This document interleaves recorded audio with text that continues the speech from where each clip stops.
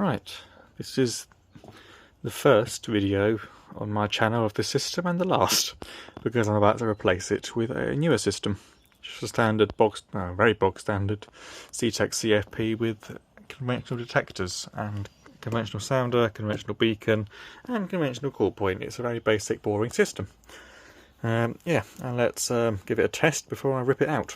I'm not going to show myself ripping it out because it will take a very long time, and yeah, I don't think people want to really see that. So, fruity air stick.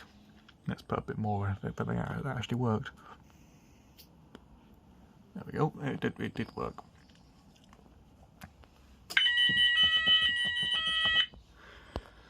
Nice and quick silence. And yes, you may notice the LED is blue. That's because I got bored and changed it. It's probably no longer compliant. And a very important thing to note with these systems, and probably other conventional ones as well, is that this detector and the other one I'm about to show are both on zone 1. Zone 1 is currently in fire and it has been silenced. I see a lot of buildings leave their panels like this, and it is dangerous because of this reason. If you have another device on the same zone, such as this one here, and there's an actual fire, which I'm going to recreate now. There we go. If there's an actual fire, and this one gets set off, when it does, there we go, the panel cannot tell that it has been set off.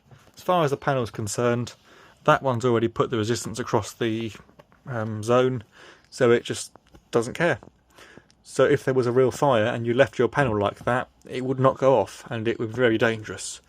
So for the love of God, if your panel is like that and there is no fire, then reset it. Do that.